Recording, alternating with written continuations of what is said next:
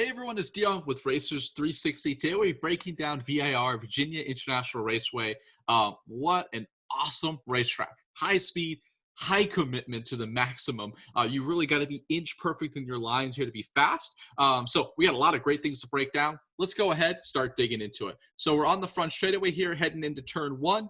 Turn one, decently wide, different brake zones that we've seen depending on your car. In a higher horsepower, downforce with or without downforce, most higher speed cars are braking between the 5 board and the 4 board. You can see here in this GT3 car, which was a little bit older, so no ABS, no downforce, I'm braking just before the 4 board. So the 5 board is going to be probably a pretty good place to start off for a lot of drivers. If you're in a lower horsepower car, spec Miata, things like that, we'll definitely be able to work our way a little bit deeper than that. But our range is anywhere from like the 5 to just inside the 4 board in there for most cars.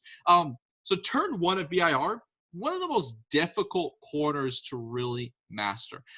It's kind of got a decreasing radius of exit, so we're never really able to unwind our steering wheel, which can make it really hard to get the throttle. It also gets really hot at VIR, and that heat can really make the grip quite low around this racetrack. So we're coming in, we're braking. We want to start to release off that heavy brake pressure so we can have a trail brake in.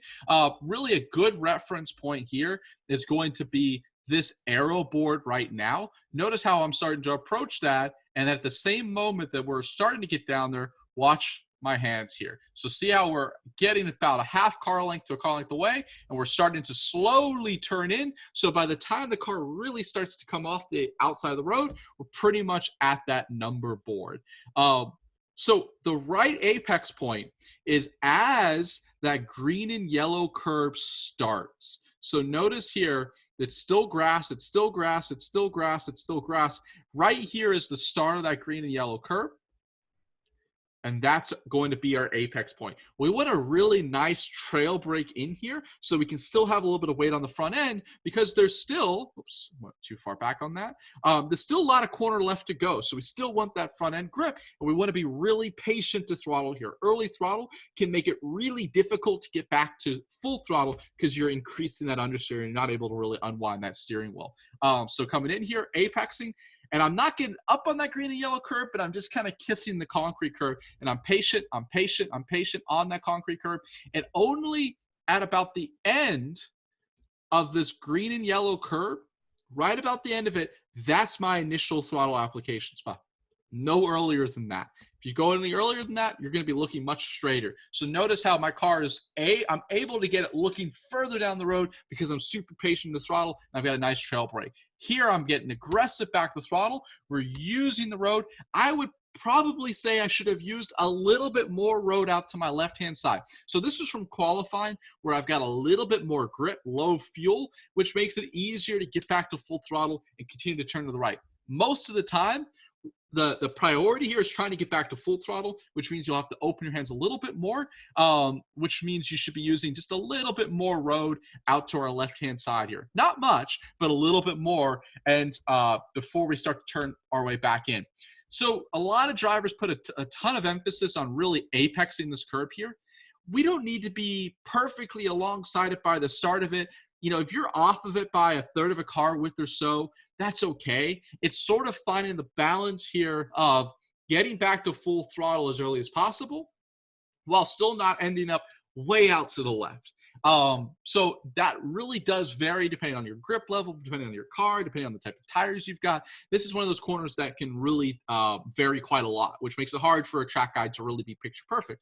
But my ideal situation is I'm back to full throttle, you know, somewhere back in this range here, and I've got the car pointed in. Notice how I'm not perfectly down to that right side curve. I'm off of it by a third of a car width or so, and that's okay.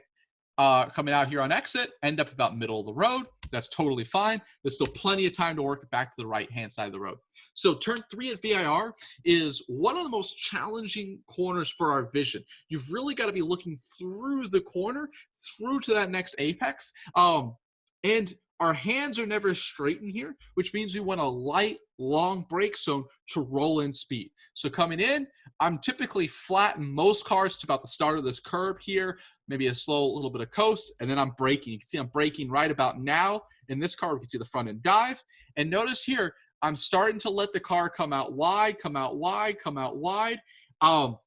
And again, I would like to have seen myself use a little bit more road here in the middle of the corner. Notice how I've got about a half car width or more road out to our right-hand side. Ideally, I would have rolled a little bit more speed through the middle of the brake zone, come out a little bit wider, but notice how you're starting to head back towards that apex right about the end of this curb here. So a good reference point is the end of this curb. We want our car already heading towards, wow, that's a terrible line, already heading towards this apex. When you're turning in a car length later than that, you're having to turn aggressively, and you're having to overslow. So I'm still light on the brakes at this point, but I'm super light on the brakes trying to roll speed. And I don't want to touch the throttle until I get down to this apex curb. So no throttle before that apex curb. If we back this up a little bit more as well, let me go back just a little bit, whoops. I'm looking for that apex already. Like my eyes are looking for that apex. I'm picking up that exit with my peripheral vision, heading in there, and notice how, again, apex in the start of that green and yellow curb. Here I like to use the curb, and right about here, I'm getting back to initial throttle. So the next reference point is there's a lot of exit curb, and there's even asphalt beyond the exit curb out here. So I can apex this early because there's so much road on exit that we can use. So notice here, I'm getting the throttle, and let's take a look at this. Bam, I'm out over the exit curb, and I'm using every inch of the road pretty early on. So if you find yourself, and we see this quite often, where drivers only get out to the exit curb maybe about now, and they're not even using all the exit curb, well, that we could probably roll a little bit more entry speed. You might be able to even turn a little bit earlier. Apex is a little bit earlier because that's going to push you out wider earlier, but you've got the road out over here to do it. So turn 4, really it's a corner that's the most important thing here is to start setting ourselves up for 5B. In a slower car like Spec Miata, you may be pretty close to flat from the exit of 4 all the way up to turn 10-ish. So what's really important is how early can I get back and hold full throttle going towards the S's. In a car like a GT3 car, higher horsepower car, that's going to be from the apex of 5B. In lower horsepower cars, might be as early from the exit of turn 4 here. So think about that, and that'll really help you kind of start determining what you need to do. But definitely a little bit early. We're not trying to roll a lot of speed into turn 4. We're braking pretty early. We're trying to set ourselves up here. So I'm braking. I'm long trail brake. So anytime that we want to really sacrifice the corner, and we are at turn 4 to hold it left, we want a longer trail brake because we want more rotation to keep it to the inside at higher speeds. So I'm trail braking, apex in the middle of the corner, trail braking only as I come down from the curb. I want to get an aggressive squirt of throttle here. I'm back to full throttle. Notice how I'm still about not further to the right than mid-road. And then I want to time, if I need to lift for 5A, I want to time my lift to come in as I turn in. So as I turn in, I'm coming off the throttle completely. I'm not, again, never want to spend time at maintenance throttle when we don't have to. I would much rather see you attack full throttle, off the throttle, and get back to full throttle earlier than spending a long time at maintenance throttle, increasing the understeer. So coming off, I don't like to use this curb. Some drivers do. That's kind of a preference. As I get in this compression, back to full throttle again, get out using all of this road, and then again into 5B. What really matters, as we talked about before, was getting back and holding full throttle as early as possible at exit. So I want to have a goal of getting back to full throttle right at this apex point. If you hold a little bit more throttle and have some maintenance throttle through 5B, you're going to increase your understeer, which means you may only get back to full throttle way over here. So again, I'm going to lift as much as I need to as I turn in for 5B so that I can get back to full throttle here. And if I lift fully and I can get back to full throttle here, well, then I'm going to try to lift down to where I've got 10% throttle. Can I still get back to full throttle there? Yes. Okay, then I'm going to lift less and less and less until I've got too much understeer and too much speed to get back to full throttle. And that's where I know the limit is. So again, I want to time that lift at the turn-in point here. So coming off, and you can really follow the darker rubbered line with your outside tires here. Notice how the outside tires are on it. Coming off, I'm waiting, apexing the start of that green and yellow curve. Bam, back to full throttle, using every inch of the road. Notice the car angle at this next curve. See how my hands are now straight right as I get out to it, and I just run right over the top of it. I can get a little dicey in there, but that's kind of the line that we want to take. So into the S's. The most important thing in the S's is getting the line right at the start of the S's. If you're off now, you're going to be off all the way to the top, and you're going to get further and further and further behind, and that's where you get in trouble. So we really got to be picture perfect now to be on top of it all the way through. It's, really test your eyes. You want to be looking already down to the left-hand side. The best turn-in marker really is, so notice here, this access road on our left-hand side, bam, bam. This is the best reference point. So you can see, if I back this, let me, boom, clear the drawings. As we slowly start to go, notice how the car is starting to come away from the outside of the road as I get to the end of this access road. I've slowly started to get my hands pointed in. Notice here, we're still starting to, because the road's starting to head to the left, you've got a little bit of steering input, but the car really doesn't start to come away from the outside of the road until the end of that access road. So we're at the end of that access road, we're sort of apex in the middle of this curve in here. And it's going to be flat for almost all cars, definitely flat to this point. The important thing here is we don't want to start turning to the right too early. You definitely don't want to start turning to the right too late. So a lot of drivers will start to turn to the right as this curve stops. We're going to hold it left a little bit longer so that we can have our hands straight over this apex curve. Having our hands straight as we hit that curve is probably the most important part of the S's. So notice here we're going holding it, about 2 car lengths past it, and then really just as the road's starting to increase in the elevation change, we're coming back to the right-hand side. And notice here, as I come over the crest, look at my hands. I turn a little bit more aggressively. I'm kind of making small corrections in here to get the car angle I need to hit this curve with my hands straight. So right now I've got that little bit of steering angle in the car. But you'll see as I start to get into the air, I'm getting my hands straight. So we're coming in here. We're starting to hit that curve. Look at that. Hands straight right now. And then as we land, straight. And you'll end up pretty much to the curb here, and that's fine. Now, most cars are not going to be flat to the next 2 corners. Most cars aren't going to be flat all the way to turn 10. Most of the time, we'll be flat to about now, and then we'll have a pretty decent reduction in speed in this area. So coming back to the final part of the S's here, pretty much using a little bit of this curb, about a car length past the end of that curb, we're slowly getting our hands back to the right-hand side, apexing kind of the start of this concrete curb about here. So just past the start of this concrete curve is where we're apexing for the final part of this S's. And we want to bring in good speed here, but we still have to get back to the right side of the road for the most part to set up for turn 10. Now, notice here, I use most of the road, and then I brake towards the outside of the racetrack, and I get pretty close to the outside of the racetrack. As long as you're within about a tire width of the outside of the racetrack, for the most part, you're pretty good before you turn in for turn 10. So turn 10, we want our speed reduction done early so we can be off the brakes just after the turn-in point, really. It's not a long trail brake in here, so I'm pretty much off the brakes by now.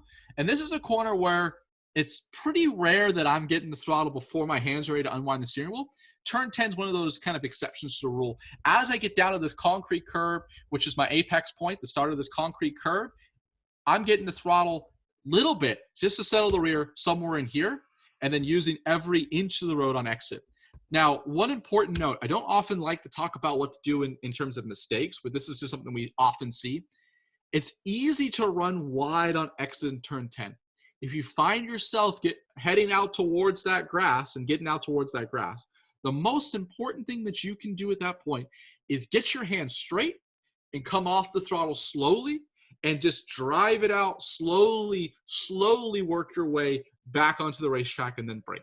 Where drivers get in trouble is when you're coming out to the grass, you're trying to say, oh no, I can save it. I don't need to lose more than 0.2 of a second here. And when you come out to the grass, you're still on a little bit of throttle, you have a steering input, you're going to hook it back to the inside. It's something we see a lot here at VIR. Similar to the kink at Road America, this is one of those corners where if you're going to go off, wave the white flag, get those hands straight, drive it out, slowly head back on track. No harm, no foul. Yes, you might lose a second. You might lose 5 seconds, but who cares? You're living to fight another day. This is a high commitment place and a place that a lot of drivers get in trouble in. Live to fight another day. If you run wide on exit, it happens. It's all good. So let's go back to talking about racing line. So getting ready for Oak Tree, we're hustling the car back to the left-hand side of the road. The best reference point from most cars that I've driven here is about the 3-board. You might be braking just before it. You might be braking just after it, but you can still use that as a good reference point here. So most cars will be arriving in 4th gear, and we want to get back down to 2nd gear to get a good exit out of the Oak Tree. So as we've talked about consistently, when we have exit speed corners, which the Oak Tree is, the most important thing is getting back to full throttle as early as possible after the apex point. So we want to be really patient to initial throttle, and we can roll pretty good speed through the first apex of Oak Tree. So we're going to be braking pretty aggressively in this range right now. Now, what I like to do, kind of a little secret to help you roll more entry speed, is we're going to need to go down 2 gears. Where a lot of drivers will go down to 2nd gear somewhere like here. They'll either, if you're in an H pattern, we see a lot of times go straight 4th to 2nd. If you're in a paddle shift or sequential, or even in an H pattern, I want to see that 4th to 3rd gear shift happen in here. But I don't want to see that 3rd to 2nd gear shift happen until out over here. What ends up happening is we have to reduce our speed to go into that 2nd gear. But we don't need to be reducing our speed so much that we need to be in 2nd gear by now. We can continue to reduce speed, continue to reduce speed, continue to reduce speed, 2nd gear right as we're starting to turn in. So that means you can naturally roll more speed through this first apex. It's kind of a little trick that you can do when you've got these longer duration brake zones. So the way I like to treat Oak Tree is once I'm really applying the brakes, I'm pretty much applying the brakes all the way to the apex, or that 2nd apex. It takes a while to get there, but we don't want to get to throttle in between now and until you're ready to unwind that steering wheel at 2nd apex. Where drivers really get in trouble is when they're braking too aggressively, go down, get back to throttle, get back to the brakes. Now the car weight transfer is all jacked up. So we have a hard hit of the initial brakes. As soon as I'm heading towards this first apex, notice how I'm apexing the start of this concrete curb here. I've sort of dropped it down to 3rd gear, so 1 downshift, and I've got a really big reduction of the brakes. So I hit them, I release off of them, I'm super light on the brakes, super light on the brakes, super light on the brakes, and then the car kind of gets light, and then it lands. And as it lands and I get ready to start coming back to the 2nd apex, I'll add a little bit of brake pressure again, drop it down to 2nd gear. Notice how I'm using all of the road out over here. There's a darker pavement here that I like to follow. Super light on the brakes, super light on the brakes, super light on the brakes. Coming off the brakes, notice how I'm apexing the middle of this corner, and I'm looking down the road at this apex point. Look where my car's looking, and I'm able to get back to full throttle by about now. Now, I used a little bit too much curb, and that curb caused me to have more oversteer than I would like to have seen. Also, it was middle of the afternoon, 2, 3 o'clock, super hot out there, so lower grip. But I want to be back to full throttle before I get out to the exit curb, and then use every inch of that road out over here. Where a lot of drivers go wrong is they apex a little bit too early, and they're on throttle, let's say back in here. We want to be really specific with our throttle point. That doesn't look too early, but that increases that understeer. And because I'm super patient, I'm able to get a car angle that's maybe looking, let's call it somewhere here. When you're just subtly too early to throttle, your car angle may be looking here. Now, it doesn't look drastically different, but it's definitely going to affect how early you get back to full throttle. So really important to be patient to initial throttle, use every inch of the road. Another nice long straightaway. Take a breath. We just worked really hard through that section. We got another really hard section and a super late brake zone, aggressive brake zone coming up. So make sure you take a breath. So coming into 14 through Hogpen, coming up over the crest of the road. Again, obviously the marker's on our right-hand side.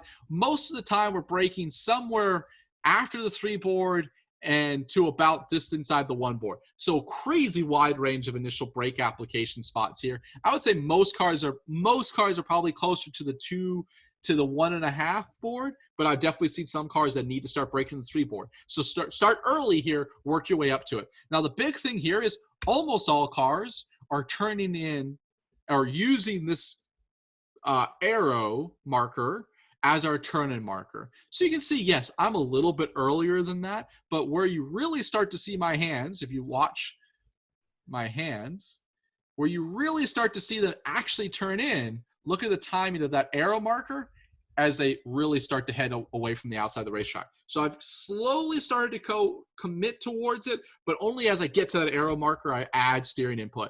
Now, the next big thing is I only want to apex about the middle of this concrete curb. If you're apexing the start of this concrete curb here, one second. If you're apexing the start of this concrete curb, it means you've apexed too early, and it's likely that your car angle at this point is looking this direction, which means it's going to be hard for you to roll a lot of speed over the top of the hill and hold it left to set up for 14. When a little bit later on the turning point, and we're slower with our hands, we're going to be apexing more the middle of that curb, and look at the difference of the car angles. We'll be naturally looking more to the left, which means we can bring more speed over the top of the hill and still hold it left. So I've got the car angle again looking more towards the middle of the tree section here, and I'm able to bring a lot more speed over the top of the hill. So it's sort of also a brake zone where there's almost like 2 different brake zones for the most part. So I want to come in, I've got a really aggressive hard hit initial brakes, bam, I'm coming off of it. I'm still on some brake pressure, but I've reduced a lot of my brake pressure until I crest, and then I add a little bit more brake pressure in here. Notice I'm not perfectly to the left side of the road, but I'm definitely not further than mid-road to the right. So slow hands, apexing about the start of the green and yellow curve, holding it, and then trying to wait until I can start to unwind the steering wheel before I get back to initial throttle, somewhere about the end of that curve. A lot of questions on, well, how far left should I hold it? How far right should I hold it? To be honest, there's no great answer. This is, again, very dependent on cars. It's one of the reasons why we believe coaching has to be personalized, because it kind of depends on what your driving conditions, stuff like that. My approach is, can I be flat through this next left-hander? Am I in a car that's possible to be flat through this next left-hander? If I am, I'm going to start off my weekend by holding it more to the right, being flat. And then I'll slowly start to bring more speed through 14, slowly start to use more road on exit, more road on exit, more road on exit, until I can no longer be flat through here. And then I know I'm too over the limit, bring it back, so I can be flat through this next left-hander.